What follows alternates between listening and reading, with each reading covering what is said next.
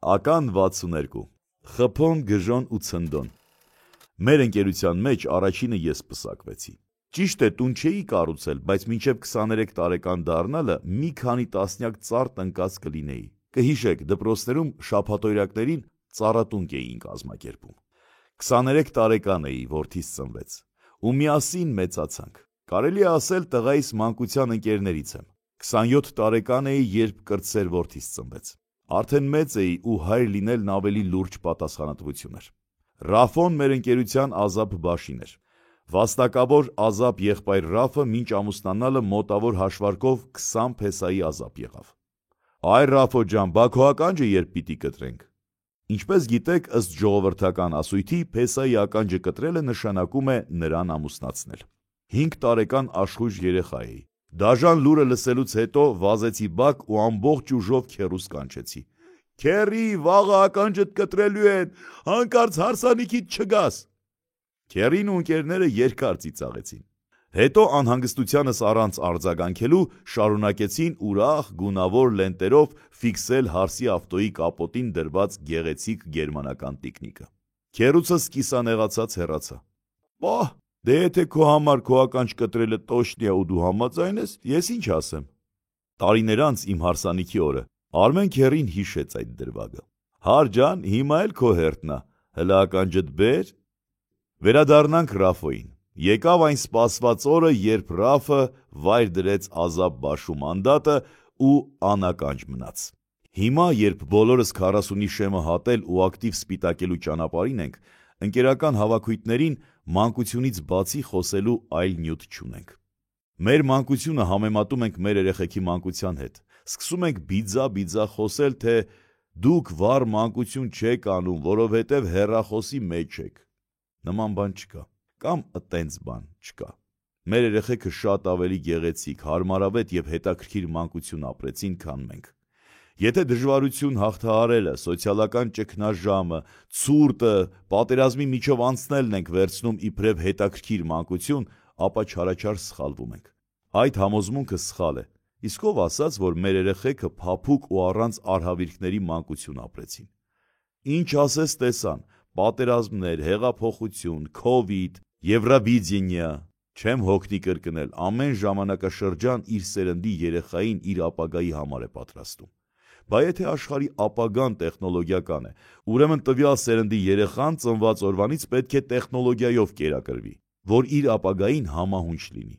Լավ, բա մենք ինչ մեղավոր էինք, որ տեխնոլոգիապես զրո աշխարհից ընկանք այս խելահեղ տեմպի մեջ։ Ոչինչ չկար, ու հանկարծ ամեն ինչ կա, ու այնքան շատ կա, որ չենք հասցնում ընկալել։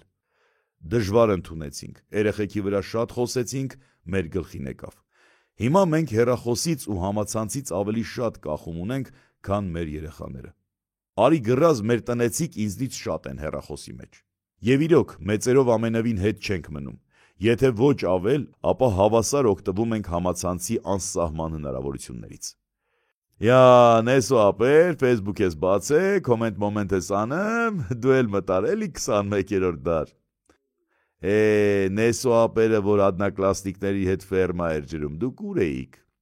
2000-ականների կեսերից դասարանից դուրս գտնվող բոլոր դասարանցիները հավաքվեցին վիրտուալ դասարանում ու սկսեցին ակտիվ շփվել։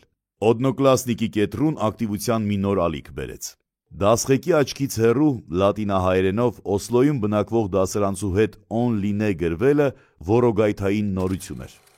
Որոգայթը շանթարկեց հեռուստաէկրանները։ Մեծամասնությունը դիտում էր Որոգայթ սերիալը, իսկ ով չէր դիտում կամ ասում էր, որ չի դիտում, հաստատ գիտեր, թե հովոյին որտեղից ինչ վտանգ է սպառնում եւ թե ով է Ռուդոլֆը։ Բրիգադիր Սաշա Բելին արդեն պատմություն էր։ Բրիգադա ֆիլմի տակ մնացած երիտասարդներն ու մեծերը բարի դեմքով Եսենինի կերպարը մարմնավորած Սերգեյ Բեզրուկովից արդեն հիասթափվել ու նոր հերոս էին փնտրում։ Ու հանկարծ դառը դեմքով խորհրդավոր Հովիկը սկսեց թելադրել իր կանոնները։ Մեզ համար կինոյի միջի տղեն բոլոր ժամանակներում տարբեր է եղել։ Օրինակ, երբ Ստալոնեի Ռեմբոն միայնակ ընդամենը մեկ ավտոմատով մի ամբողջ վիետնամական բանակի հաղթում էր, դա այլ էր։ Երբ Բրյուս Ուիլիսը Արմագեդոնից փրկեց երկիրը, դա այլ էր։ Հետո այդ հերոսները կամաց փոխվեցին։ Դա ժամանակի պահանջն էր։ Դժվար է հերոսացնել մի կերպարի, որը ճիշտ է հենց նոր աշխարհը փրկեց կործանումից, բայց ռեժիսորը ադյալ է գցել ուսերին, որ հանկարծ քաջ հերոսը չմրսի։ Կինոյի միջի տղու մասին կարծիքը միշտ փոփոխությունների է ենթարկվում, իսկ ամենից արդար հերոսները Ջեկի Չանի մարմնավորած կերպարներն էին։ Երբ Ջեկի Չանի ֆիլմերի վերջում տեսնում էինք նկարահանման չստացված կադրերը, կյանքի մասին կարծիքը փոխվում էր։ Հասկանում էինք, որ ֆիլմը կյանքի նման նաև չստացված կադրերից է բաղկացած։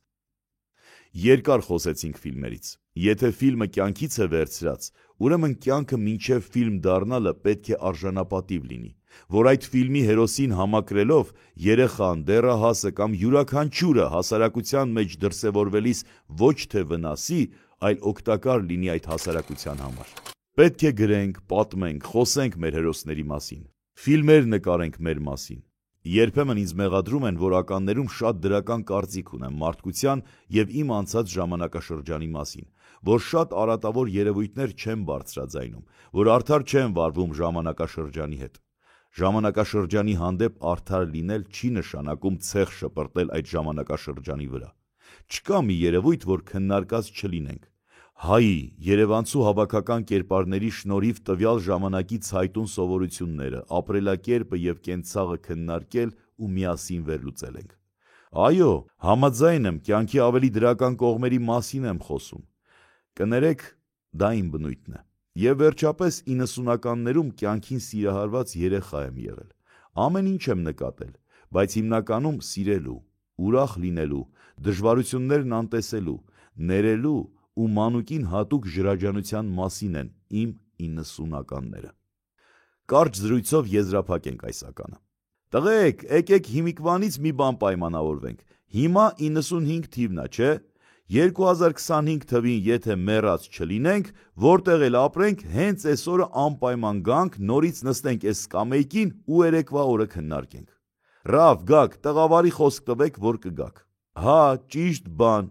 Եթե այս սկամեյկի տեղը գարաժ չլինի, կգանք կնստենք, խոսք եմ տալիս, խփո ջան։ Ես էլ կգամ, ցնդո ջան։ Դե ինձ կներեք, պետք է շտապեմ, տղերքը սպասել չեն սիրում։ Գնամ միանամ ընկերներիս։ Նստենք կյանքի նստարանին, որն ի ուրախություն մեզ, մինչև այժմ մեր հին բակի նույն տեղում սպասում է մեզ։ Իր խփոներին, գժոներին ու ցնդոներին։